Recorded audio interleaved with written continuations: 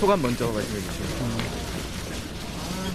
코로나와 부동산 등으로 국민들께서 많은 고통받으시는 이런 시기에 법무장관으로 지명돼서 대단히 책임감을 느끼고 있습니다.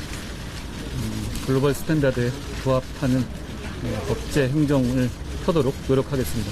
그리고 상식과 공정을 바탕으로 국민께 힘이 되고 위로가 되는 법무 행정을 펼 수 있도록 최선을 다하겠습니다. 이제는 겸허하고 성실한 마음으로 청문회를 잘 준비하겠습니다. 네, 검수완박 저지하겠다고 밝히셨는데 구체적인 방안 생각해 두신 게 있을까요? 그 검수완박 입법이 시행되면 힘센 범죄자들은 사실상 제도적으로 죄짓고도 처벌받지 않게 됩니다.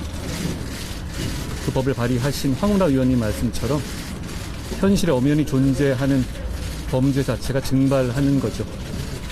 그리고 서민 민생 범죄는 캐비넷에서 잠자고 서민들은 권리 구제 자체를 포기하게 될 겁니다. 결국 이 법안이 통과되면 피해를 보는 것은 오직 힘없는 국민들 뿐입니다. 민주공화국에서 검찰의 할 일은 그런 힘없는 국민들을 범죄로부터 보호하는 겁니다. 그리고 할 일을 제대로 하는 검찰을 두려워해야 할 것은 오직 범죄자뿐입니다. 이제는 지난 5년간 무슨 일이 있었길래 이렇게 명분 없는 야반 도주구까지 벌여야 되는지 국민들께서 많이 궁금해하실 거라고 생각합니다. 방안을 말씀하셨는데 지금 이 법이 통과돼서 국민들이 입게 될 직접적인 피해가 너무 즉각적이고 심대합니다. 그 내용을 국민들께 잘 설명하는 것, 그것이 별것 아닌 것 같지만 가장 유효하고 진정성 있는 방안이 될 거라고 저는 생각하고 있습니다. 이른바 윤석열 라인에 치우친 인사가 있을 거고 그게 결국 검찰의 중립성, 독립성 해칠 거라는 우려들이 있는데 구체적으로 좀 어떻게 하실 방침이신지 이런 우려에 대해서는 어떻게 보시는지요?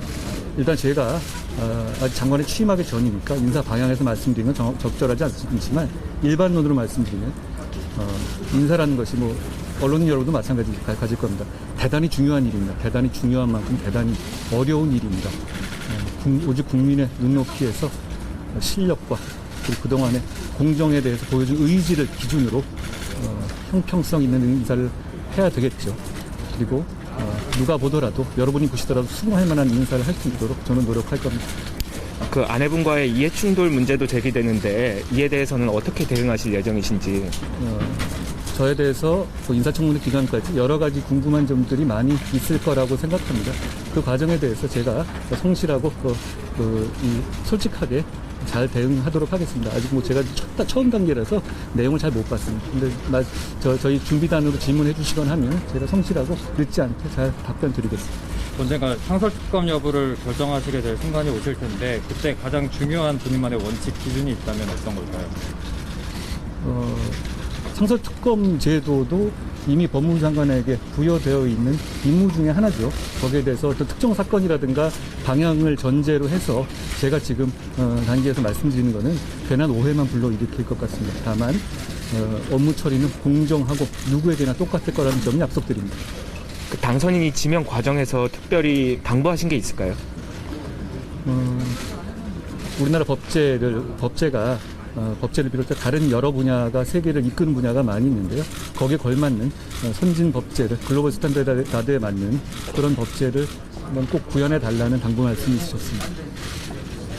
그 검찰총장께서 조금 전에 이 검수완박 법안 통과하려면 본인부터 탄핵을 시켜라 이런 취지로 말씀을 하셨는데 이런 전체적인 상황에 대해서는 좀 어떻게 보시는지요?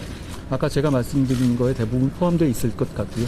중요한 것은 이 법안이 통과되면 즉각적으로 장기적으로가 아니라 즉각적으로 대단한 혼란이 있을 것이고 대단한 국민들의 피해가 있을 겁니다. 그 점에 대해서 사법 시스템 업무에 종사하는 모든 사람들이 거기에 대해서 의견을 말하고 그만큼 절박한 의견을 말하는 것은 직업윤리자 양심의 영역이라고 생각합니다.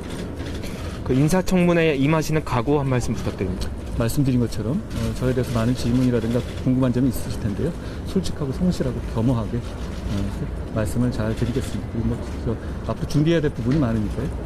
하나만 더 여쭤보겠습니다. 청문회 전국에서 다른 후보자에 대해서도 여러 가지 의혹도 지금 쏟아지고 있는데 과거처럼 검찰의 적극적인 수사 필요하다고 보시는지요? 저는 지금 청문회와 인사의 직접 당사자이기 때문에 다른 후보자들이라든가 이런 상황에 대해서 말씀드리는 것은 적절하지 않을 것 같습니다. 여기까지만 하죠. 지금 우리나라 사업 체계가 글로벌 스탠다드에 뒤처진다거나 혹은 따라가고 있다고 생각하세요? 어떤 나라도 모든 면에서 선진적일 수는 없겠죠.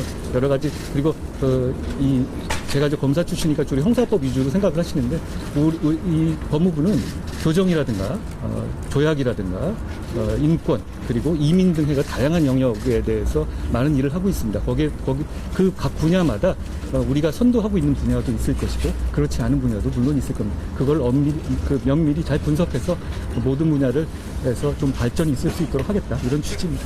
전임 장관들과의 본인과의 가장 큰 차별화가 있다면 어떤 걸까요? 제가 당사자로서 그런 말씀을 다 장점이 있으시고 단점이 있으시고 하는 분들로 알고 있는데요. 저도 마찬가지입니다. 거기에 대해서 제가 뭐 이렇게 비교하고 하는 건 좀 주제 넘은 예 같습니다. 이 정도 하시면 어떨까요? 없으실 것 같은데?